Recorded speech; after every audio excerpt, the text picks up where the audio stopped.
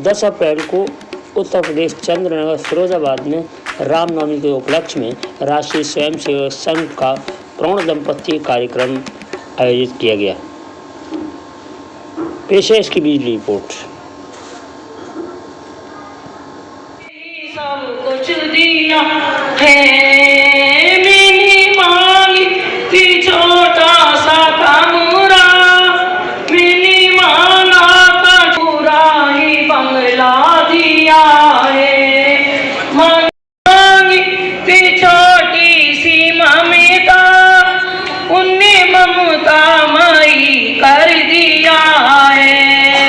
मैंने मांगी थी छोटी सी ममता, उनने ममता मई कर दिया है।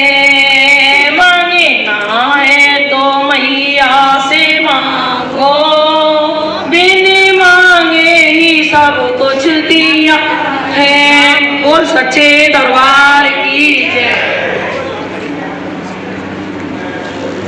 और कोई बहन आना चाहे? अच्छा भैया आ जाए, भाई आ रहे आ जाओ, कोई भाई भजन गाएंगे, आ जाइए। बिल्कुल बराबर क्यों नहीं? नहीं दूसरा रूप पढ़ने नहीं जाएंगे, आज भैया कब नहीं पढ़ रहे हैं।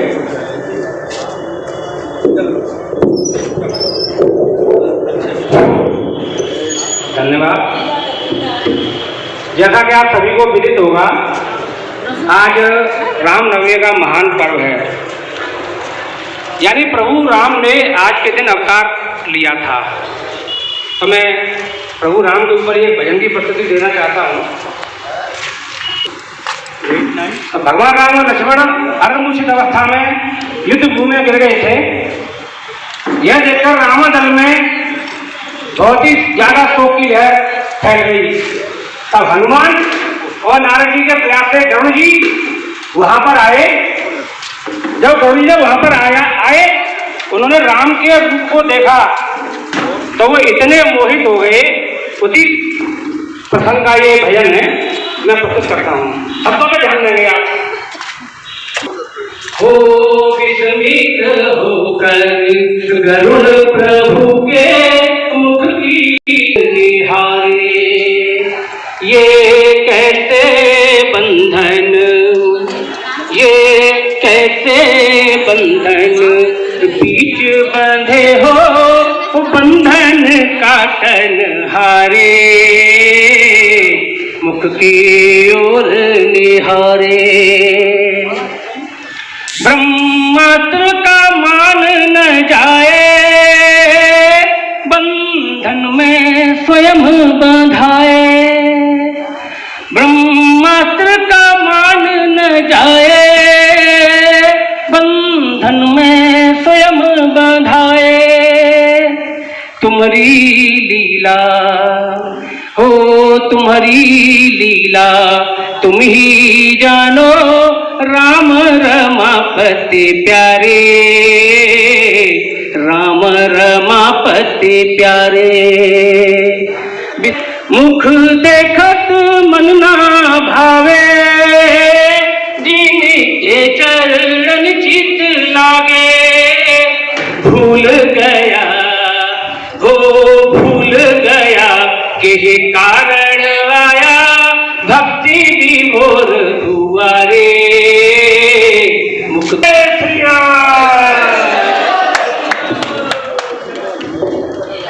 इसके बाद मैं आग्रह करूंगा बहन नीता शर्मा जी से, वो आए और अपना एक सुंदर सा भजन प्रस्तुत। मेरे सर पर रख दो काना, मेरे सर पर रख दो काना, अपने ये दोनों हाथ से ना हो तो दीजिए जन्म जन्म का साथ। काना के ना हो तो दीजिए जन्म जन्म का साथ। देने वाले श्याम प्रभु तो धन और दौलत क्या मांगे, देने वाले श्याम प्रभु तो धन और दौलत क्या मांगे। श्याम प्रभु से मांगे तो फिर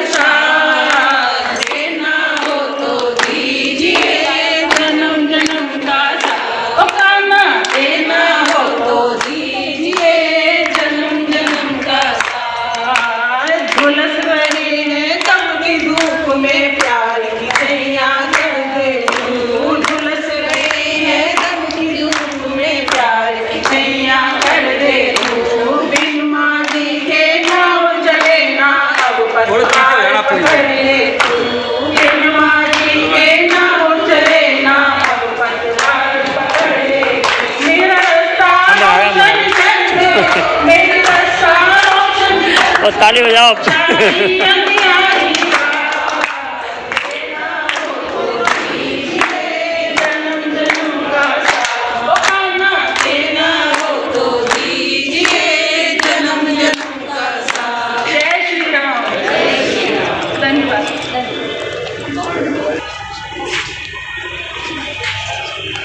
अपने दो परिचय और हैं। भाई साहब डॉक्टर प्रमोद कुमार दरोड़िया जी, भाई साहब प्राचार्य पद पर कार्यरत एसआर के पीजी कॉलेज में हैं और नवंबर 2021 से कार्यरत हैं। इसमें पूर्व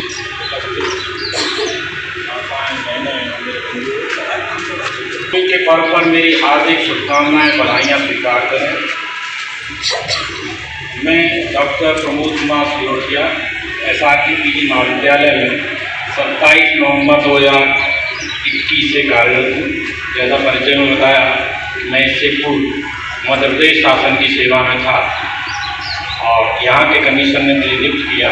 उसके बाद मैं आपकी सेवा में हूँ और मैं विभाग प्रचारक जी का भी आभारी हूँ कि ये मेरा शहर फिरोजाबाद में पहला कदम है कि मैं बाहर निकला हूँ। अन्यथा मैं महाविद्यालय तभी सीमित रहा हूँ। इसके लिए मैं आभार व्यक्त करता हूँ उनका। मैं जब से महाविद्यालय में आया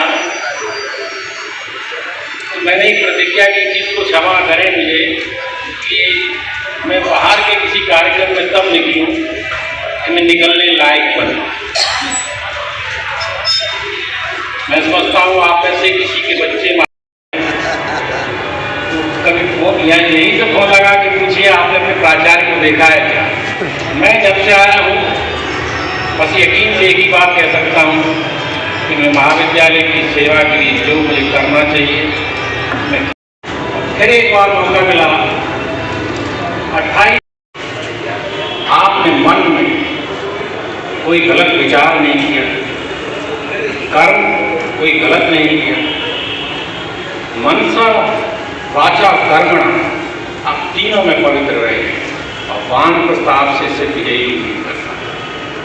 और भारतीय संस्कृति की ये अद्भुत देश है और कमाए बदल सारी तो यहाँ जब गृहस्थ आश्रम में आया तो गृहस्थ आश्रम एक्चुअली सारे व्यवस्थाओं का संचालन गृहस्थ आश्रम से ही फलता फूलता है। ब्रह्मचर्य आश्रम गुरुकुल व्यवस्था यहीं से, दान कहाँ से आएगा? गृहस्थ आश्रम। वानप्रस्थी जो वन की तरफ जा रहा है उसको दाल रोटी कौन देगा? वो दाल रोटी भी गृहस्थ देगा। सन्यासी को किसी की जरूरत नहीं। सन्यासी आपके यहाँ आपको देने आएगा, सन्यासी वो नहीं है जो आपके ले जाएगा।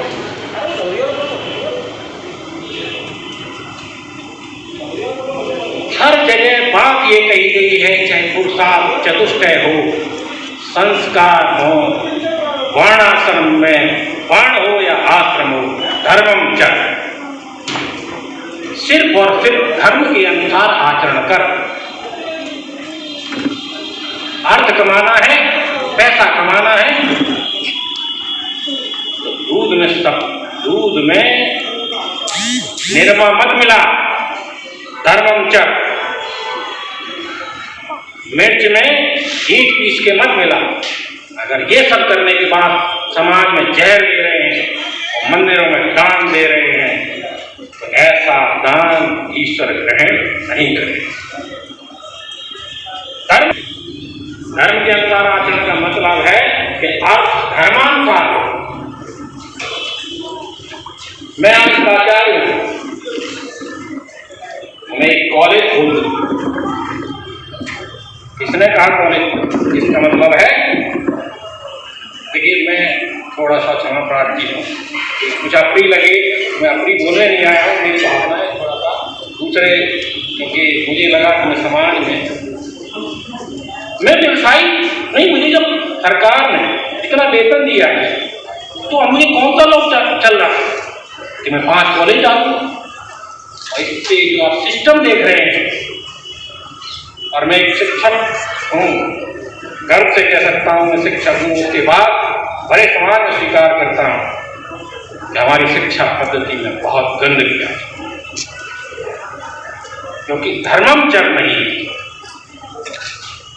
लोभम चर, लोभ का आचरण, लोभ का स्मरण इतना किए हुए हैं कि हम बच्चों को बर्बाद किए।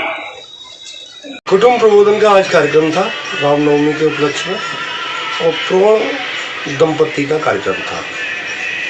हमारे यहाँ युवा दंपतियों के भी कार्यक्रम होते हैं, प्रोण के भी होते हैं। उसका मूल उद्देश्य होता है परिवार में समरसता का भाव।